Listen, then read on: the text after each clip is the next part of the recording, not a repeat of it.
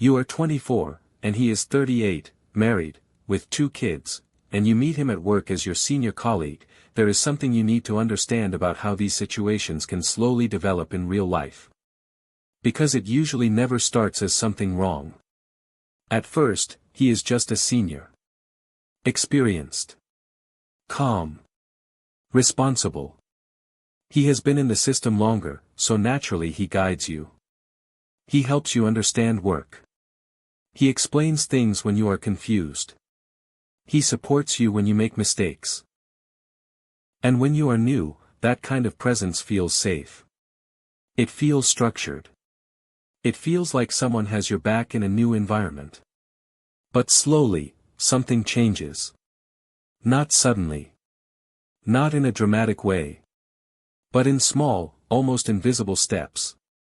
He starts becoming emotionally more involved than a normal colleague should be. He pays more attention to you than others. He notices your mood. He checks on you. He remembers small personal details. And without realizing it, your mind starts building trust. Not romantic at first. Just emotional familiarity. Then the attachment starts forming quietly. Because consistency plus attention plus emotional support in a new environment creates psychological bonding.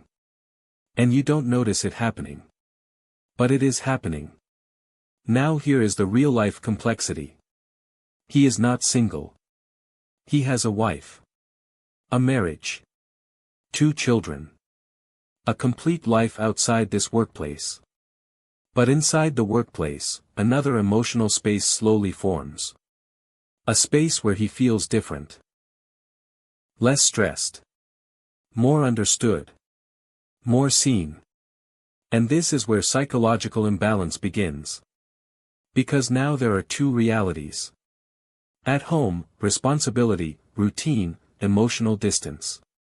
At work, attention, emotional escape, validation. And when a person starts living in 2 emotional worlds like this, boundaries begin to blur. At first, everything still looks normal. But then subtle behavior starts. If you talk to other colleagues, especially male colleagues, he starts reacting differently. Not openly at first. But emotionally noticeable. He becomes quiet. Distant. Or slightly irritated. Then comments start appearing. You talk to him too much. I don't trust people here. You're too innocent for this place. And at first, it feels like care. Like protection. But slowly, it starts affecting your behavior. You begin adjusting yourself. Not because you are forced. But because you want emotional peace. You don't want tension. You don't want awkward energy at work. So you start becoming careful. And this is where emotional control begins in real life.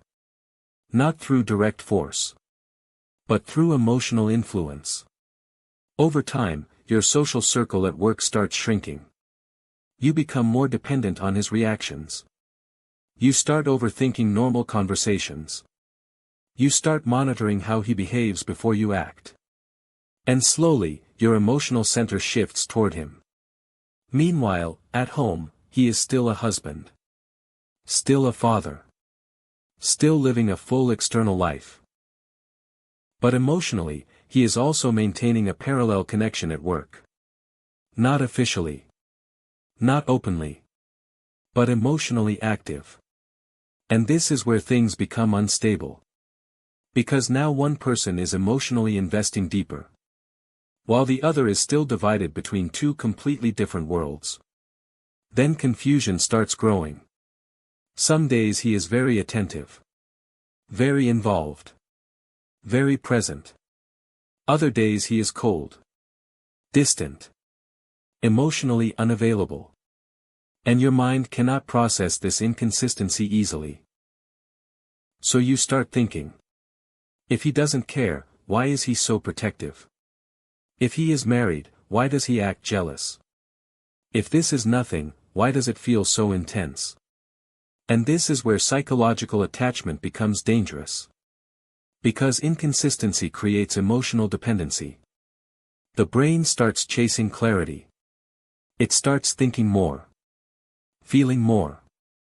Overanalyzing everything. Waiting for messages. Reading meaning into silence. And slowly, your emotional stability starts depending on unpredictable behavior. Now here is where real-life situations can become darker. In some cases, when emotional attachment becomes unstable or unbalanced, behavior can also become emotionally extreme. Not always physical, but psychological. He may become overly controlling in behavior. Possessive in reactions. Hot and cold in communication. Sometimes warm and caring. Sometimes angry or emotionally distant without clear reason. And this creates emotional pressure. Because you start walking on emotional eggshells. Trying to avoid reactions. Trying to maintain peace. Trying to keep things normal. And without realizing it, your emotional freedom starts shrinking. Now remember something very important. He still has his wife. He still goes home every day. He still lives his family life. But the emotional attachment created at work is not removed. It stays active in the background. And when emotional imbalance grows, it can affect behavior in both directions. At home, frustration. At work, emotional dependency. And the younger woman often becomes stuck in between a situation she never intentionally created. Not because she wanted control. Not because she planned anything.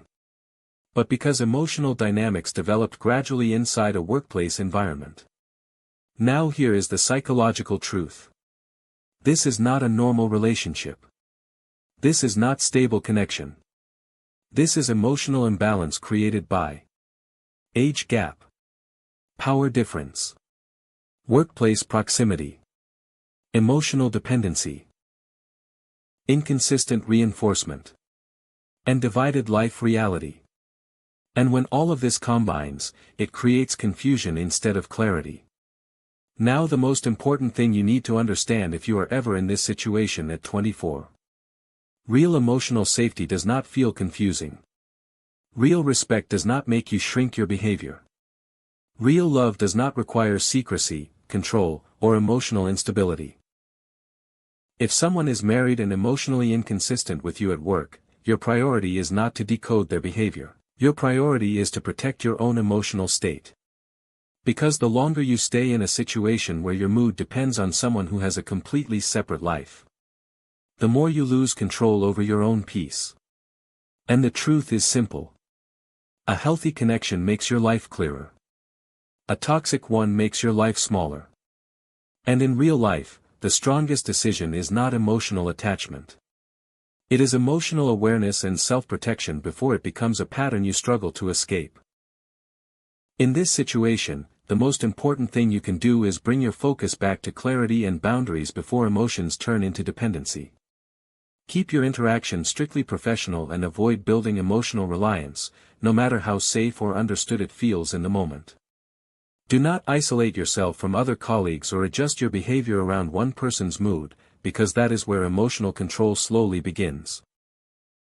Remind yourself that attention, care, or emotional conversations at work are not the same as commitment or real-life availability.